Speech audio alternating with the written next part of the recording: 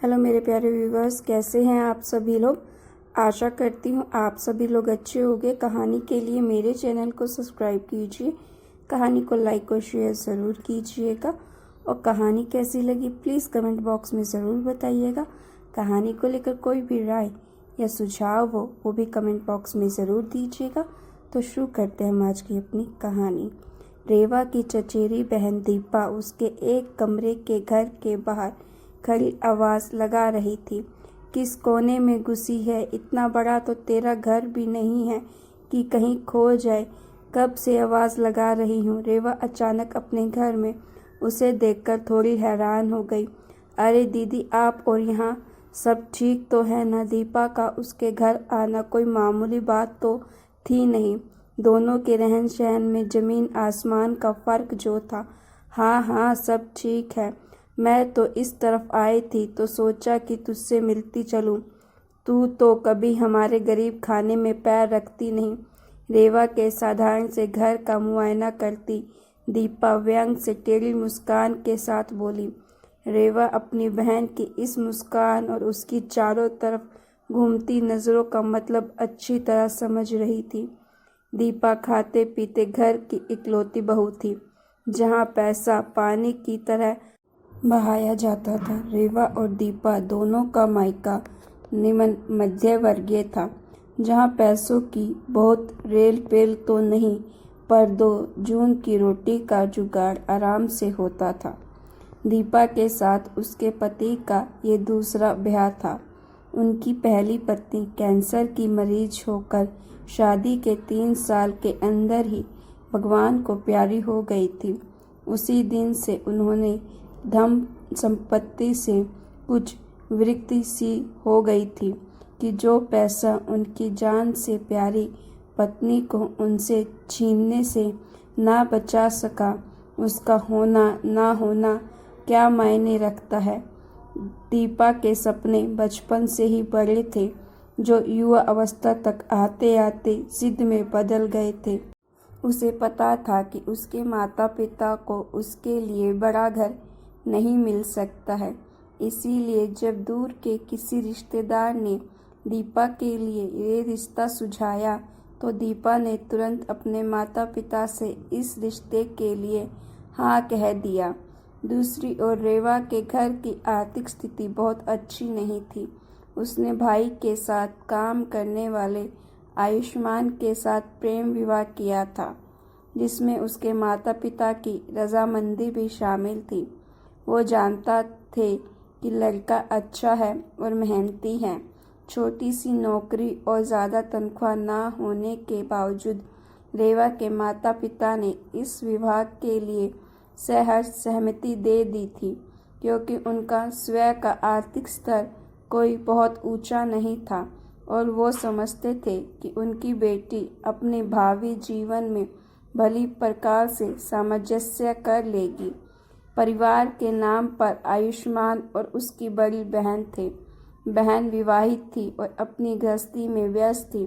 जब तक आयुष्मान अकेला था तब तक हफ्ते 10 दिन में मायके आती थी, लेकिन उसके रेवा से ब्याह के बाद वो भी निश्चित हो गई कि अब भाई का घर भी बस गया। गाहे बगाहे आती भी तो बड़ी ननंद का प्यार बरसाने के लिए, ना कि नुक्ताचीनी करने के लिए। हालात ने दोनों भाई बहन को इतना परिपक्व तो कर ही दिया था कि उन्हें रिश्तों की कदर थी। उनके जैसी रेवा जब उनके छोटे से परिवार में जुड़ गई तो प्यार और अपनापन खुलकर बरसने लगा था। घर बेशक छोटा सा था, एक कमरे के साथ रसोई, जहां एक समय में केवल एक ही व्यक्ति खड़ा हो सकता था, लेकिन फिर भी रेवा का चेहरा शादी के बाद चमक उठा था। पानी तो पिलवा रेवू, बड़ी गर्मी है। अपने आप को साड़ी के पल्ले से हवा करती दीपा बोली। इस पर रेवा ने छत का पंखा तेज कर दिया। पंखे की तेज हवा से कपड़े के वो टुकड़े उड़ने लगे जिनसे रेवा पायदान सिल रही थी। पास की ही एक फैक्ट्री में रेवा पुराने कपड़ों से पायदान बनाकर बेचती थी। कपड़े फैक्ट्री वाले मुहैया कराते थे और घर बैठे रेवा को कुछ आमदनी हो जाती थी। कपड़े उड़ते देखकर दीपा के चेहरे पर उपहास उड़ाने वाली मुस्कुराहट आ गई। उसने पानी का एक घूंट पीते ही बुरा सा मुंह बनाया। हाय, मुझे तो याद ही नहीं रहा कि तेरे घर में फ्रिज नहीं है। रहने दे, मुझसे नहीं पिया जाएगा ये पानी। अब आदत नहीं रही ना। दीपा की छुपती बातें सुनकर रेवा का सब्र धीरे धीरे खत्म हो रहा था। मन किया कि कह दे, 22 साल तक घड़े का पानी पीने की आदत तो एक दिन में ही छूट गई थी आपकी। अब तो फिर 5 साल हो चुके हैं। पर बहन का लिहाज कर चुप रही। उसने औपचारिकतावश चाय के लिए पूछा, लेकिन जैसे कि उसे उम्मीद थी, दीपा ने मना कर दिया।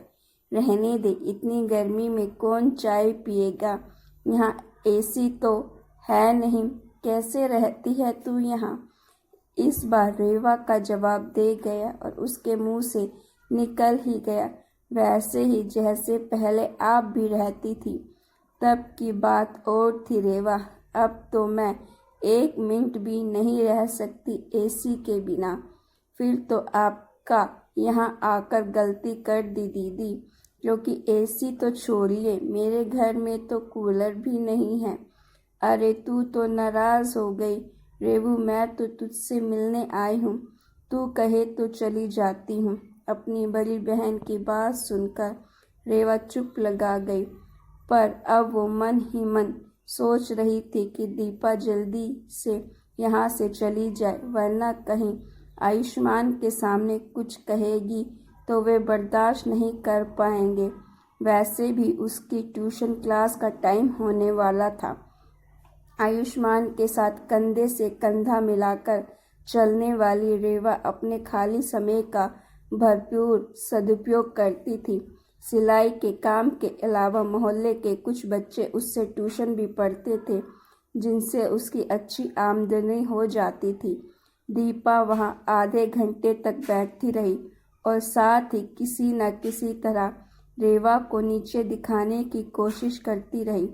अब तक दीपा की बातों से तंग आ चुकी रेवा ने उकता कर पूछा, दीदी आपके ड्राइवर को तो कुछ पानी वानी पिला दो, बेचारा गर्मी में आपका इंतज़ार कर रहा है। यह सुनते ही रेवा के पड़ोस का लड़का, जो उसी समय चाय पत्ती मांगने आया था, बोल पड़ा, आंटी तो ऑटो में आई है। सुनकर रेवा ने आश्चर्य से अपनी बहन की तरफ देखा। दीपा के चेहरे का फीका पड़ चुका रंग कई बातों की चुगली कर गया, लेकिन वो खुद को संभाल कर बोली, नहीं, ड्राइवर को मैंने यह कहकर भेज दिया था कि पता नहीं मुझे कितना समय लगेगा। लेकिन आंटी, मैंने तो आपको ऑटो से उतरते देखा था, लड़के ने फिर कहा। अपनी बहन की शर्मिंदगी को भांपते हुए रेवा ने लड़के को डांटा और अपना मुंह बंद रखने के लिए कहा, लेकिन वो समझ चुकी थी कि उसने अब तक जो कुछ भी सुना था वो सब सच था कि उसकी बहन के ससुराल में पैसे बहुत हैं, पर उसका कोई सम्मान नहीं है, वरना दीपा को झूठ बोलने की क्या आवश्यकता थी। यह ज़रूरी तो नहीं है कि जिनके पास कारें हैं वे ऑटो में सफ़र नहीं कर सकते, लेकिन वास्तव में ईर्ष्या की मारी दीपा अपने मन की जलन को कम करने के लिए और रेवा को नीचा दिखाने के लिए आई थी, क्योंकि उसके अमीर ससुराल की सच्चाई तो उसके सामने शादी के चंद दिनों के बाद ही आ गई थी। अब तो उसे उन सुख सुविधाओं का भी लालच नहीं रह गया था, जिसका नाम लेकर वो रेवा का मजाक बनाने का प्रयास कर रही थी। वैसे भी उसे कहीं भी आने जाने के लिए गाड़ी लेकर जाने की इजाज़त नहीं थी, क्योंकि अपने पति की नज़रों में वो ऐसी औरत थी जो सिर्फ पैसों की लालसा में उससे शादी करने को राजी हो गई थी। दीपा इसे नकार भी नहीं सकती थी, क्योंकि सच भी तो यही था। वो केवल अपने सास ससुर की सेवा करने के लिए लाई गई बाई थी। पति के प्यार के लिए तो वो आज भी तरस रही थी। दीपा को यह भी पता था कि रेवा का पति उसके पैरों तले फूल बिछाता है, और वो यही देखने के लिए आई थी कि कोई बिना पैसों के इतना खुश कैसे रह सकता है। शर्मसार होकर दीपा घर जाने के लिए उठी ही थी कि रेवा का पति आयुष्मान घर आ पहुंचा। घर में घुसते ही उसने रेवा को पुकारा, देखो क्या बनवाया है तुम्हारे लिए। मशीन चलाते समय कंधा दुखने लगा था ना, मशीन के पैर लाया हूँ और साथ में मोटर भी। अब तुम्हें सिलाई करने में आसानी होगी। बात बोलते हुए आयुष्मान ने दीपा को देखा तो झेप गया। माफ़ कीजिएगा दीदी, आपको देखा नहीं मैंने, वो बोल रहा था, लेकिन दीपा का सारा ध्यान उस मोटर और मशीन के पैर पर था। दीपा के घर के भारी भरकम सजावटी सामान की तुलना में ये दोनों चीज़ें बहुत मामूली पर फिर भी अनमोल थी, क्योंकि इसमें रेवा के प्रति का प्यार छिपा हुआ था। नम आंखें लिए दीपा बिना एक शब्द बोले रेवा के घर से निकल गई। बहन के दर्द को महसूस करती रेवा दाहिने दृष्टि से दीपा को जाते हुए देख रही थी। कोई कुछ नहीं बोला था, पर फिर भी हर कोई यही समझ गया था कि खुशी को पैसे से नहीं खरीदा जा सकता है। ये तो पति पत्नी का आपसी प्यार और सम्मान है, जो दिलों में खुशी की रोशनी फैलाता है। कई बार हम दूसरों के घर की सुख सुविधाओं को देखकर अपने आप को कमतर आंकने लगते हैं, खास तौर पर जब हम वो सुविधाएं जुटाने में असमर्थ होते हैं। लेकिन सच तो यह है कि घर में मौजूद महंगी से महंगा सामान प्यार की तुलना में बहुत सस्ता होता है। आपस में प्रेम और विश्वास हो तो व्यक्ति तंगी में भी गुजारा कर लेता है, लेकिन सोना चांदी के सिक्के भी हो पर परिवार में प्रेम नहीं, परवाह नहीं, तो जीना मुश्किल हो जाता है। मैं ये नहीं कहती कि पैसों की सुख सुविधाओं की आवश्यकता नहीं होती, ज़रूर होती है, पर पहली आवश्यकता प्यार और सम्मान की होती है। सुख सुविधाओं तो इंसान अपनी हिम्मत के बल पर जुटा ही सकता है। तो गाइस, आपको ये स्टोरी कैसी लगी? अच्छी लगी तो प्लीज़ स्टोरी को लाइक कीजिएगा और मेरे चैनल को सब्सक्राइब करना मत भूलिएगा।